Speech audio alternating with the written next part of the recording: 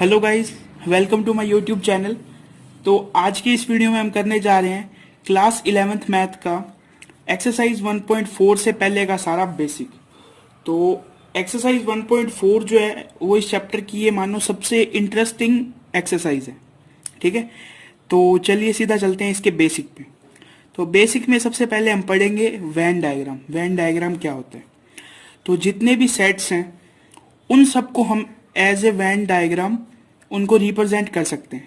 Venn diagram सबसे पहले बनाते हैं किस तरह? सबसे पहले एक रेक्टेंगल बनाते हैं। ठीक है, इस रेक्टेंगल को कहते हैं यूनिवर्सल सेट यानी यू। यानी इसके अंदर जितने भी एलिमेंट्स होंगे वो किसके अंदर आएंगे? वो आएंगे यूनिवर्सल सेट के अंदर। ठीक है, सपोज जैसे कि मैं ले लेता हूं 1 2 3 4 5 6 7 8 9 10। तो अगर मेरे को एक यूनियन सेट लिखना हो तो मैं किस तरह लिखूंगा? U is equals to curly bracket 1 2 3 till 10। समझ गए? अब इसके अंदर मैं सब कोई एक सेट सपोज करता हूं ए के अंदर कौन कौन से एलिमेंट है? ए के अंदर मान लो है 5 6 एंड 8। ये एक सेट ए है। तो इसको मैं वेन डायग्राम के अंदर कैसे ड्रॉ करूंगा? मैं एक सर्किल बनाऊंगा 5 6 एंड 8 के ऊपर और इसे मैं एक नाम दे दूंगा क्या? ए। तो इस डायग्राम को देख के मैं ये बता सकता हूं सेट ए के अंदर कौन कौन से एलिमेंट है? 5 6 एंड 8। और यूनिवर्सल सेट में टोटल कितने एलिमेंट है? देखो 1 3 7 1 7 8 3 5 6 2 9 10 4। इन सबको मैंने यूनिवर्सल। अब सपोज मैंने एक सेट बी लिया। ठीक है, बी के अंदर कौन कौन से एलिमेंट है? बी के अंदर है 5 6 7 8 9 10। जैसा कि आपको एक इन दोनों सेट को देख के क्या पता चल गया? A is a subset of B. क्यों? क्योंकि ए के जो सारे एलिमेंट्स है वो किसके अंदर है? बी के अंदर है। तो मैं बी का क्या राउंड, बी एक सर्किल बनाना है मेरे को, तो मैं वहां कैसे बनाऊंगा? मैं बी को कुछ इस तरह बनाऊंगा। देखो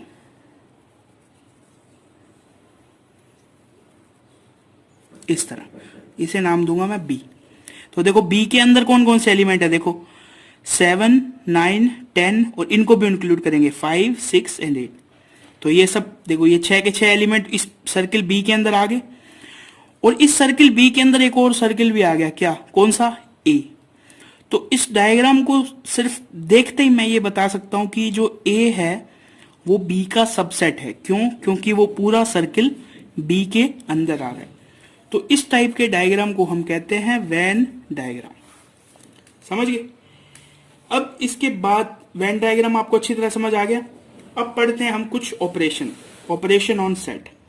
ठीक है, सबसे पहली बात, ऑपरेशंस होते क्या हैं?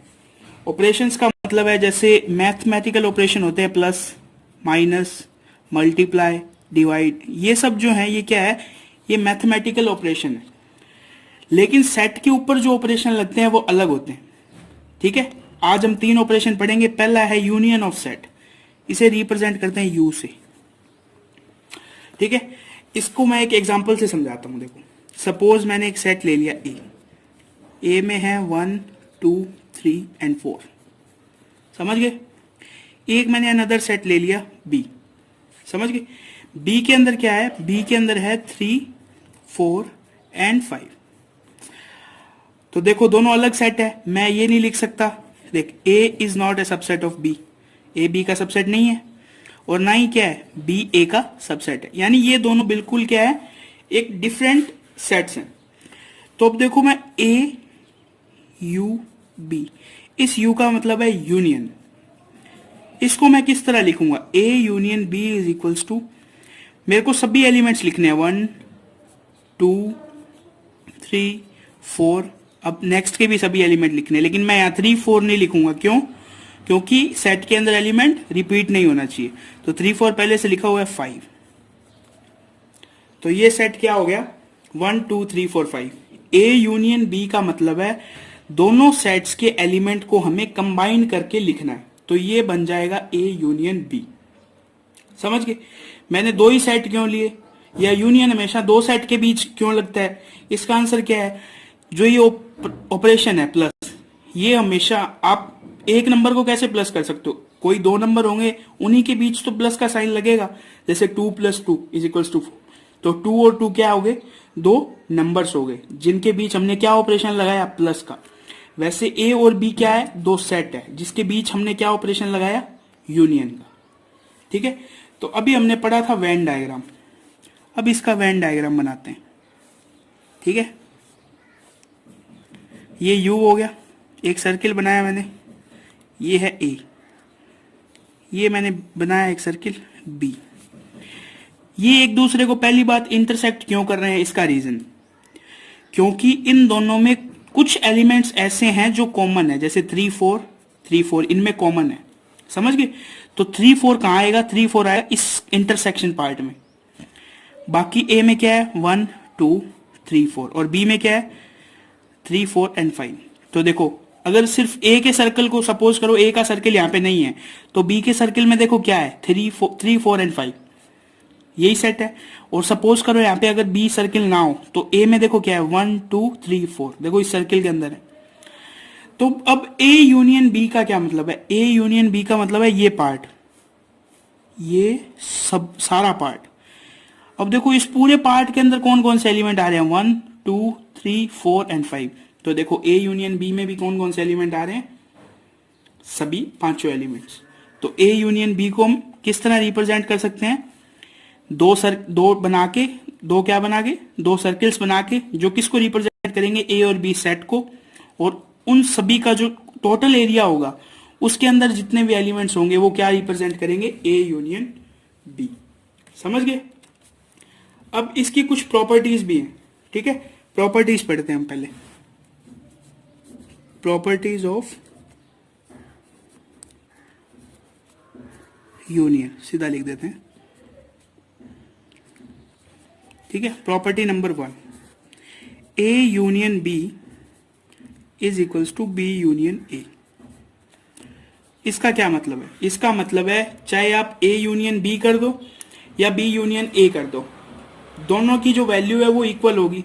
सपोज जैसा प्लस में होता है, 3 + 2 क्या होता है? 5, एंड 2 + 3 भी क्या होता है? 5। तो समझ गए? अगर इनको आप इनके अगर जगह को अपन आपस में इंटरप्लेस करके फिर इनका यूनियन निकाल लें तो भी क्या आएगा? वो सेम ही आएगा। इस लॉ का एक नाम भी है, इसे कहते हैं कम्यूटेटिव लॉ। क्या कहते हैं? Commutative law. समझ गए?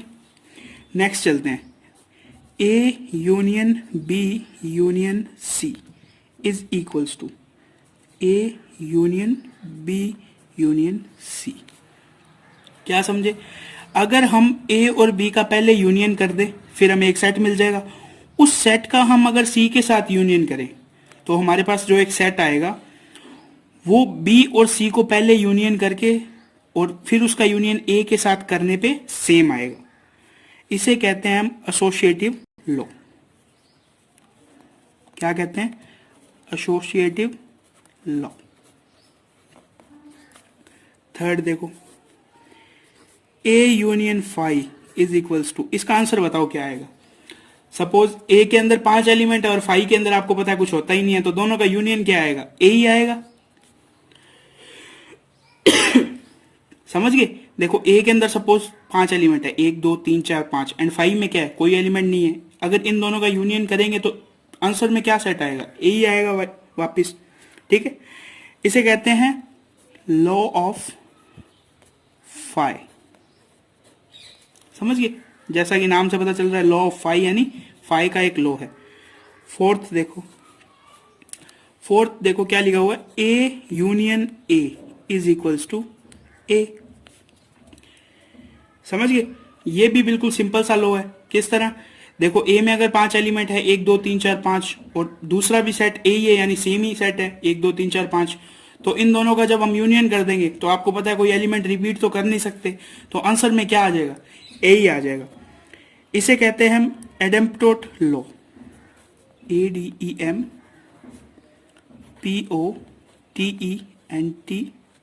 एडेम्प्टोट लॉ। ठीक है, अब चलते हैं फिफ्थ इसकी प्रॉपर्टी पे। ये भी बिल्कुल इजी है, यू यूनियन ए। यहाँ पे यू जो है वो क्या है, ये है universal set. You union A का क्या आएगा आंसर, यू, क्योंकि यू कौन सा यूनियन है, यूनिवर्सल सेट है एक। समझ गए, यूनिवर्सल सेट में क्या एलिमेंट्स होंगे, 1 2 3 4 5 6 टिल, सपोज इस एग्जांपल में देखो यूनिवर्सल सेट में कितने एलिमेंट्स थे 10, और ए में कितने थे 5 6 और 8। अगर हम इन दोनों का यूनियन करेंगे तो यही सेट वापस आ जाएगा। समझ गए, क्योंकि इसके तीनों एलिमेंट्स तो इसके अंदर होंगे और हम इसके एलिमेंट्स को रिपीट कर नहीं सकते। तो फाइनल आंसर हमारे पास क्या आ जाएगा, फाइनल आंसर हमारे पास आ जाएगा फिर से यूनियन। इसे कहते हैं लॉ ऑफ यू, यानी लॉ ऑफ यूनिवर्सल सेट। समझ गए, ये हमारा हो गया फर्स्ट ऑपरेशन जिसे कहते हैं यूनियन, यूनियन ऑफ सेट्स। अब चलते हैं हम सेकंड ऑपरेशन पे। सेकंड है इंटरसेक्शन ऑफ सेट। समझ गए, इंटरसेक्शन को हम डिनोट करते हैं इस तरह, अपसाइड डाउन यू से। समझ गए, अब देखो इसको भी एक एग्जांपल से समझते हैं। सपोज ए है 1 2 3 4, ठीक है, सेम सेट ले लेते हैं जो लास्ट एग्जांपल में लिए थे, और बी है 3 4 एंड 5।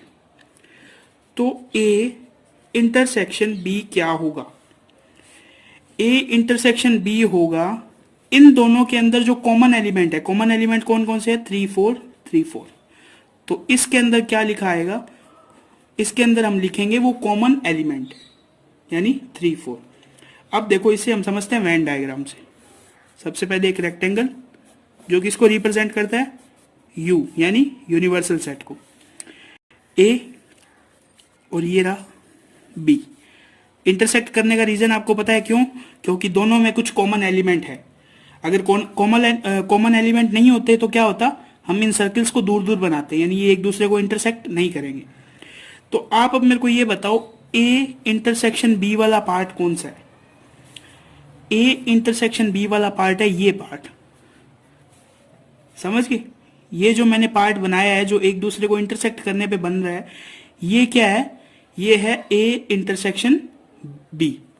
कैसे, ए के अंदर कौन कौन से एलिमेंट है, 1 2 और 3 4 कहाँ लिखा होगा, इसके अंदर। तो मैं इसको नीचे लिख देता हूं, इस पार्ट के अंदर 3 4 लिखा हुआ है। और बी के अंदर कौन कौन से एलिमेंट है, 3 4 एंड 5। तो देखो ए इंटरसेक्शन बी में कौन कौन से एलिमेंट है, 3 4, और देखो 3 4 कहाँ लिखा हुआ है, 3 4 लिखा हुआ है इस पार्ट के अंदर।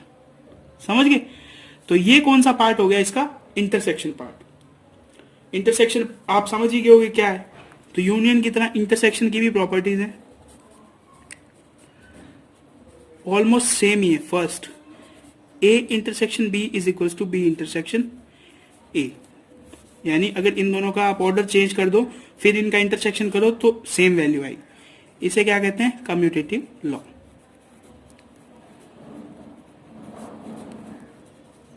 सेकंड देखो, A intersection B intersection C is equals to A intersection B intersection C. ठीक है, एसोसिएटिव लॉ।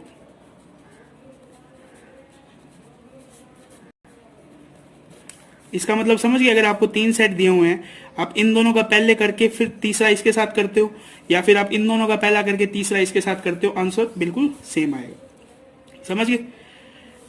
चलो थर्ड क्या था, A intersection phi is equals to. अब बताओ यहाँ पे क्या आएगा। मैंने क्या कहा था, ए इंटरसेक्शन बी का क्या मतलब है, दोनों सेट के अंदर जो कॉमन एलिमेंट है। तो देखो ए के अंदर सपोज करो 5 एलिमेंट है, 1 2 3 4 5, और 5 में आपको पता है कुछ एलिमेंट होता ही नहीं है, तो कॉमन क्या होगा, कुछ नहीं। समझ गए। इसी तरह इसी के साथ यूनियन का भी देख लो, यूनियन इंटरसेक्शन ए, इसका क्या होगा बताओ, इसका क्या होगा, ए ही होगा, क्योंकि यूनियन में सपोज करो 10 एलिमेंट है 1 से 10 तक, और ए में कितना है 1 2 3 4। तो समझ गए, 1 से लेके एक सेट है 1 2 3 टिल 10, ठीक है, ये हो गया यूनियन। और एक है ए सेट, ए में क्या है 1 2 3 4। तो समझ गए, ये चारों एलिमेंट इसके अंदर हैं, तो ये चारों ही एलिमेंट क्या हो जाएंगे, you intersection A. You intersection A में क्या आएगा, ये सेम वापस आ जाएगा 1 2 3 4, क्योंकि यही तो 4 कॉमन एलिमेंट है इसके। और ये बेसिकली है क्या, ये बेसिकली ए ही तो है। तो इसे क्या कहेंगे, लॉ ऑफ फाई और इसे क्या कहेंगे, लॉ ऑफ यू, यू यानी यूनिवर्सल सेट। चौथा देख लो, A intersection B union C. ये एक इंटरेस्टिंग सा वो है, क्या नाम, प्रॉपर्टी है इसका। अब देखो मैं आपको एक एग्जांपल देता हूं, 2 मल्टीप्लाई एक्स प्लस वाई, ऐसा अगर आपको दिया हो तो आप क्या लिखते हो, 2 multiply by X plus 2 multiply by Y, इस तरह लिखते हो आप नॉर्मल अलजेब्रा में। तो यहां भी कुछ इस तरह ही होगा। कैसे, सबसे पहले ए का इंटरसेक्शन करेंगे बी के साथ, ठीक है, फिर बीच में हम क्या लगाते हैं, प्लस, लेकिन यहां पे प्लस की जगह क्या है, यूनियन, और फिर हम क्या करेंगे, ए का इंटरसेक्शन सी के साथ। समझ गए, पहले ए का इंटरसेक्शन बी से करेंगे, फिर ए का इंटरसेक्शन सी से करेंगे, 2 सेट आ जाएंगे, उन 2 का हम कर देंगे यूनियन। समझ गए, तो इस तरह हमें मिल जाएगा A intersection B union C. इसे हम कहते हैं डिस्ट्रीब्यूटिव लॉ।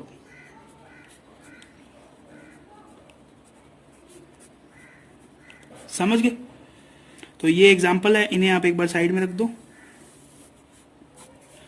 ये हो गए इसके 5 लॉ। ये देखो थर्ड में 2 पार्ट है, law of phi and law of U. समझ गए, तो ये हो गए इसके 5 प्रॉपर्टीज। तो अब तक हमने क्या पढ़ लिया ऑपरेशंस में, अब तक हमने पढ़ लिया union of set and intersection of set. अब एक सिंपल सा टॉपिक और है, डिफरेंस ऑफ सेट्स। इसे भी सेम हम एग्जांपल से ही समझेंगे। ए क्या दिया हुआ है, ए दिया हुआ है 1 2 3 4 एंड 5। बी क्या दिया हुआ है, बी दिया हुआ है 3 4 5 एंड 6। डिफरेंस यानी ए माइनस बी निकालना है। समझ गए, तो ए माइनस बी क्या होगा, देखो जो जो एलिमेंट बी में है 3 4 एंड 5, ये देखो सबसे पहले हमें कॉमन एलिमेंट्स ढूंढने, उन एलिमेंट्स को इस सेट के अंदर नहीं लिखना है, और जो बाकी बच गए यानी ये और ये 1,2 को आपको इसके अंदर लिख देना है। अब मेरे हिसाब से आपका क्वेश्चन ये आया होगा कि सर हमने इस 6 को क्यों नहीं लिखा। तो ये इस डिफरेंस का फंडा है कि अगर आप ए में से बी को माइनस कर रहे हो तो सबसे पहली कंडीशन है आप सिर्फ ए के ही एलिमेंट्स इसके अंदर लिख सकते हो। ए के एलिमेंट्स कौन से हैं, 1 2 3 4 एंड 5। माइनस बी का क्या मतलब है, आप ए के उन एलिमेंट्स को नहीं लिख सकते जो बी के अंदर मौजूद हैं, यानी 3 4 5, ये देखो 3 4 एंड 5 ये बी में भी है, तो आप इनको नहीं लिख सकते। अब सपोज करो b माइनस ए हमें गिवन है, अब आप क्या लिखते, अब हमें पता है शुरू में क्या दिया हुआ है b, यानी हमें एलिमेंट्स तो किस में से लिखने हैं, सेट b में से लिखने हैं, 3 4 एंड 5 3 4 5 एंड 6। अब देखो माइनस ए का क्या मतलब है, ए के अंदर जो एलिमेंट है यानी 3 4 5 इनको हम नहीं लिख सकते, तो क्या बचा ओनली 6, तो हम 6 को लिख देंगे, इस 1 और 2 की परवाह नहीं करेंगे। समझ गए, तो ये होता है डिफरेंस ऑफ सेट। इसे हम वेन डायग्राम के रूप में, अभी 1.4 में तो इसका यूज है नहीं, अगर आगे इसका यूज हुआ तो मैं आपको इसको वेन डायग्राम में भी अच्छी तरह एक्सप्लेन कर दूंगा। ठीक है, अब थोड़ा सा वेन डायग्राम को अच्छी तरह बता देता हूं मैं। क्वेश्चन किस तरह आता है, देखो वेन डायग्राम पे एक हमें वेन डायग्राम दिया हुआ है, ए बी एंड सी। देखो ए बी एंड सी, और ये हमारा पता है आपको यूनिवर्सल सेट यू है। तो इसमें देखो क्वेश्चन क्या पूछा जाता है, सबसे पहले आपको इसको देखते ही क्या पता चल रहा है, एक यूनिवर्सल सेट है, एक सेट है ए, एक सेट है बी, ये दोनों आपस में इंटरसेक्ट कर रहे हैं। इसका क्या मतलब है, ए का कोई एक या दो एलिमेंट ऐसे हैं जो बी के अंदर भी हैं, और ये सी एक सेट दिया हुआ है जो इन दोनों से इंटरसेक्ट नहीं कर रहा। यानी सी के अंदर कौन कौन से एलिमेंट है, सी के अंदर ऐसे एलिमेंट हैं जो ना ए में है ना बी में है। ठीक है, सपोज करो ए के अंदर कौन से एलिमेंट है, ए के अंदर है 1 2 3, बी के अंदर क्या है 3 4 एंड 5। तो देखो एक कॉमन एलिमेंट है ना 3, और सी के अंदर कौन से हैं, ना 1 2 3 है ना 3 4 5 है, इसके अंदर अलग ही एलिमेंट है 6 7 8, तभी तो ये इसको इंटरसेक्ट नहीं कर रहा है। अब कोई हमसे पूछ ले कि बताओ ए इंटरसेक्शन बी कौन सा एरिया है, तो हम उसको ऐसे शेड करके बताएंगे कि ये जो एरिया है ये कौन सा है, ये है ए इंटरसेक्शन बी। समझ गए। अब कोई हमसे पूछ ले ए इंटरसेक्शन सी क्या है, तो हमारा आंसर क्या होगा, ए इंटरसेक्शन सी क्या है 5, क्योंकि जो ए सर्किल है वो सी को तो इंटरसेक्ट कर ही नहीं रहा है। समझ गए। कोई हमसे ये पूछ ले कि ए यूनियन सी, नहीं ए यूनियन बी क्या है, तो हम क्या लिखेंगे, ए यूनियन बी कौन सा पार्ट है, ये पूरा पार्ट, यानी ए के सभी एलिमेंट्स प्लस बी के सभी एलिमेंट्स विदाउट किसी एलिमेंट को रिपीट की। तो ये सब बातें हमें वेन डायग्राम के बारे में पता होनी चाहिए एक्सरसाइज 1.4 करने से पहले। तो आज की वीडियो में बस इतना ही।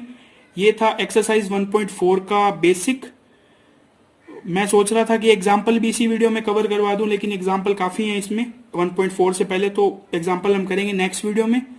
अगर आपका कोई भी डाउट हो तो आप कमेंट सेक्शन में पूछ सकते हैं। Thanks for watching.